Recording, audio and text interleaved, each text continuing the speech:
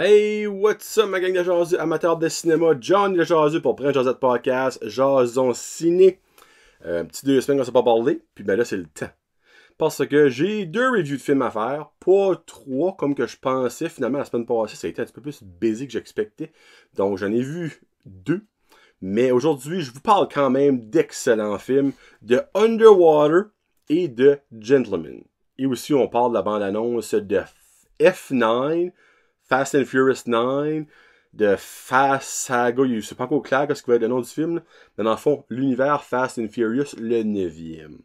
Mais avant ça, j'ai quelques petites nouvelles en rafale à vous dire. Premièrement, hier soir, c'était le Super Bowl, Évidemment, qui dit Super Bowl dit bonne annonce de film. Cette année, c'était comme un petit peu décevant. Parce qu'il n'y a pas eu de gros films que c'est la première bande-annonce. Je dirais à ceux de nos jours, c'est plus comme... Ils sortent la bande-annonce une semaine avant ou comme une couple de jours avant. Mais nous, regarde. On a quand même eu la bande-annonce, une nouvelle bande-annonce de A Quiet Place Part 2. Hunters. Sonic the Hedgehog. C'est pas la première bande-annonce, mais moi, c'est la première fois que je le voyais. Là. SpongeBob Movie Sponge on the Run. Fast and Furious 9. Flipped. The Fugitive. No Time to Die, le prochain film de James Bond. Cette bande-annonce, par exemple, c'est la première fois qu'on la voyait. Minions, The Rise of Gru, donc la suite à The Minions. On a aussi la nouvelle bande-annonce de Top Gun Maverick, Mulan, Black Widow, The Invisible Man. Mais la grosse affaire de la soirée, autre que la game et Jennifer Lopez de Shakira, c'est notre premier look à 3 séries de Disney Plus de Marvel. On a vu les premières images de WandaVision avec le suit de Wanda. Le suit rouge avec chef fond de copard, j'aurais pu sortir pour vous montrer. Ouais, ça va être mental. Le premier genre de look de Loki, on a vu une scène qui est Loki qui est assis là puis il dit I need to kill everyone. En tout cas, il dit quelque chose de pas gentil. Puis ben, le plus gros look qu'on a eu, c'est The Falcon et The Winter Soldiers, qui c'est le premier à sortir très prochainement. Donc, ça, c'était les premiers looks des 3 séries. Puis laissez-moi vous dire que c'était pas mal awesome. Mais autre que ça, il n'y a pas eu de grande nouvelle bande-annonce, autre que Minion, mais tu sais, comme... Moi, j'aurais aimé que Fast and Furious 9 que le premier trailer soit dans le Super Bowl. Ça me semble, dans mon livre, moi, ça aurait été court, ça. Mais ça t'est arrivé? Ça n'a pas arrivé, malheureusement. Une autre petite nouvelle en rafale.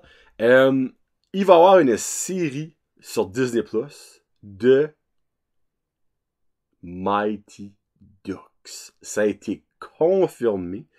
Et la plus grosse nouvelle qui a été confirmée dans ça est que Emilio Estevez, coach Bombay, va être back dans la série.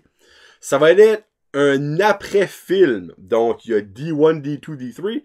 Ça va être un après ces films-là. Pas un sequel, pas un reboot. Ça va être un sequel. Pas un reboot. Ça va être une suite. Gordon Bombay va être back, mesdames et messieurs. Oh, watatata. Ça, par exemple, j'ai hâte sur un moyen temps. Parce que les Mighty Ducks, dans mon livre à moi, c'est des classiques. Que ce soit le 1, le 2, le 3, c'est des cult classiques de l'univers du cinéma. So, avez-vous hâte, vous autres? Moi, j'ai très, très hâte. Bon, première thriller. Ouais, je me suis trompé de piton, non, c'est bon. On va aller avec Underwater. Et je lui donne un beau 4 jaseux sur 5. Underwater, c'est avec Kristen Stewart, Vincent Cassel. Il y a aussi le gars qui joue dans Deadpool. J'avais dit Tim Miller, c'est pas Tim Miller. Et madame. Ça, c'est quelque chose. T.J. Miller. T.J. Miller, je viens de faire sûr à 100% que c'est son nom. T.J. Miller. Ouais. T.J. Miller. Puis, mais autre que ça, il n'y a pas d'acteur that much connu.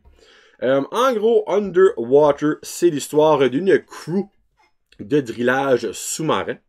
Ils sont, je sais pas comment, 1000 pieds. Ils sont dans la Mariner's Trench, dans le fond. la fameuse Marina Trench là, que tout le monde parle parce qu'ils n'ont jamais été visiter le deep. Là. Mais dans le fond, ça tourne autour de ça. C'est un film... ils le qualifient-tu d'horreur? Non. Ouais, en partie. Action, thriller, horreur. Genre de... L'horreur parce qu'il y a... je te le dis dessus. Action One Nature. Il y a des bébites. Dans le fond, ça tourne un petit peu science-fiction par bout. C'est vraiment à couper le souffle dans le sens que souvent dans le film, t'arrêtes de respirer. Le film a fini, puis j'étais comme... Oh, thank God, je peux respirer. C'est vraiment bon. Un autre surprise pour moi cette année. Moi, quand j'ai vu ça, j'étais comme... Bah, un B-movie de mort, puis Kristen Stewart trippe pas voir juste elle, mais vraiment, c'était excellent. Il y a une pas bien de twist à la fin. Si vous connaissez l'univers des monstres et tout ça, là, j'ai actually vraiment aimé les twists à la fin. Il pourrait legit en avoir un part 2, mais je pense qu'il devrait rester avec ça, dans mon livre à moi. Parce que c'était juste vraiment bon de même. Il y a la fameuse, pas expression, là, mais dans le fond, la pression, là, comment la pression peut être dangereuse en dessous de l'eau. Mais les autres sont comme à... Il me semble c'est comme 7000 sous l'eau. En tout cas. Puis ben, il y a du monde qui se fait crusher par la pression sans moyen temps. Il y a des bouts, c'est comme... Mais vraiment, là, laissez-moi vous dire que vous allez aimer ça. Si vous aimez les films, science-fiction, thriller intense, là, vous allez adorer ce film-là. Je vous le suggère. Donc, une autre belle surprise. Et là, je vais avec The Gentleman, avec un cast assez phénoménal. Et je lui donne aussi un 4 sur 5, donc la même note que mes deux films cette semaine. The Gentleman qui est avec Matthew McConaughey, Hugh Grant, Charlie Hunnam. Après ça, il y a Colin Farrell. Il y a... Hey, mon Dieu, comment est-ce qu'il s'appelle lui encore? Ciboule.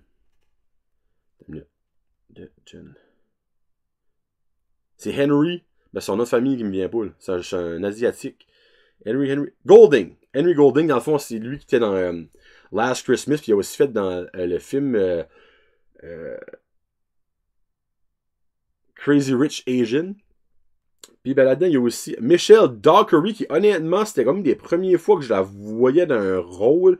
Elle avait déjà joué dans des films que j'ai déjà vus, mais c'était plus secondaire. Mais si vous écoutez Downton Abbey, elle joue là-dedans. Mais moi, j'écoute pas ce film-là, cette émission-là, ça fait que je la connais, c'est pas. Il y a aussi Jeremy Strong là-dedans.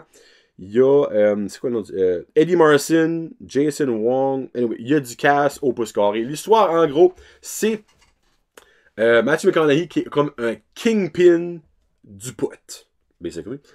C'est le kingpin de la marijuana. Puis ben, il y a un word on the street qui veut prendre on va mettre en parenthèse, sa retraite du monde de la drogue. Puis ben, il y a du monde qui essaye de l'acheter. Acheter sa business.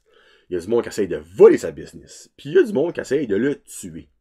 Mais l'histoire tourne autour de Hugh Grant qui va voir Charlie Hunnam, qui est le bras droit de Matthew McConaughey. Dans le fond, tout passe par lui. Puis il lui explique... Il lui explique qu'est-ce qui s'est passé et qu'est-ce qui va se passer avec son boss, Matthew McConaughey. Mais là, OK. Le film a de l'action, mais c'est parsemé d'action. C'est pas full action pack, loin de là. C'est beaucoup d'histoires, beaucoup de développement des personnages, mais autant que dans certains films, ce style de film-là me tanne. Là-dedans, j'ai adoré ça. Parce que dans les histoires, t'as twist après twist après twist après twist. Honnêtement, il y a comme au moins 6-7 comme changements de, comment je peux dire, de mauvais gars à changement d'histoire que tu t'attendais pas. Il y a de la twist au pouce carré. Ça finit sur un autre gros twist. Mais reste que, malgré le peu d'action, pis encore là, comme je veux pas vous penser qu'il y a pas d'action, c'est juste que le film est 2 heures. Puis vous direz, quand tu regardes tout le cast, un film d'avoir de la drogue, tu t'expliques qu'il y a du shootage back and forth, mais comme c'est pas le cas. Mais reste que l'envers du drug market est comme vraiment exposé là-dedans. Puis c'est ça qui est comme nice de voir que c'est pas si facile dans le fond de truster n'importe qui autour de toi. Là, je vais pas vous voler comme de punch parce qu'il y a actually des punch dans le film. Mais c'est définitivement à voir si vous aimez les films à développement, les films sur les drug lords, on va le mettre en parenthèse de même, là. Mais reste que si vous attendez à avoir un film comme The Expendables, parce que tu regardes le cast comme oh yeah, party. Ça ressemble.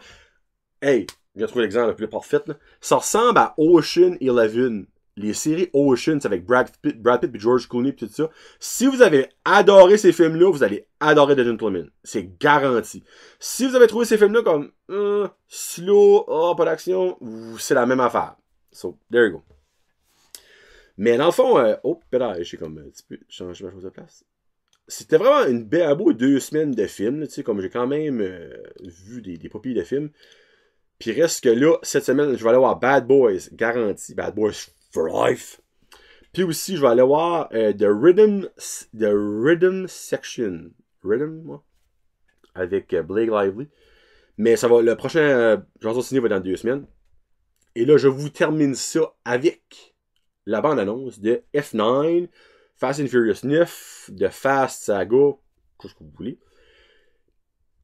C'est le 9e. Ben, je après quasiment mettre 10 parce que là, il y a Hobbs and Shaw, mais c'est pas dans la même affaire. En tout cas, là, on se comprend. Mais reste que. Il y a des petites twists. On dirait. J'ai écouté la trailer. Puis j'étais comme. Hey! On assume beaucoup dans la trailer. Puis ça m'a un petit peu fait comme chier. Parce que. Encore là. On va attendre de voir le film. Si que quand on a vu dans le trailer, c'est les twists du film. Puis qu'il n'y a rien d'autre. Ça fait chier. Parce qu'on a juste tout de suite dans le trailer. Mais j'ai un petit feeling qu'il y a une petite twist c'était là qu'on n'a pas vu dans le trailer qui va arriver. Parce que dans le fond, tu as John Cena qui embarque comme supposément le nouveau méchant. Et oh! Surprise! Turn out que c'est le petit frère à Vin Diesel. Vin Diesel, pour lui, family is everything, mais ça fait 9 films qu'on n'entend pas parler de lui. Reste de même. Puis ensuite, t'as le fameux Justice for On, qui dans Tokyo Drift. En tout cas. Ben, Justice for On, finalement, il est pas mort. On.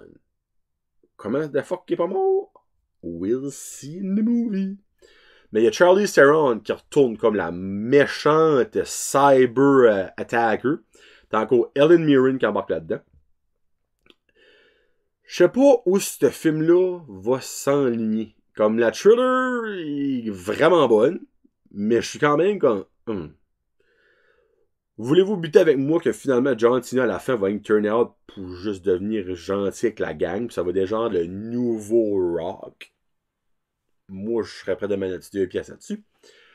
Puis ben la twist pour On, ça j'ai hâte de voir ça. Parce que ça fait je sais pas combien de films que le monde parle de ça. Ils ont-tu vraiment juste mis ça pour faire taire le monde, puis comme ça va être un plot hole à 100 000 à l'heure? C'est ça que je souhaite pas. Mais ça se peut. En tout cas, ça sort le 20 mai 2020. Si ma mémoire est bonne. Elle est vraiment bonne. 22 mai 2020. Donc, dans 3 mois.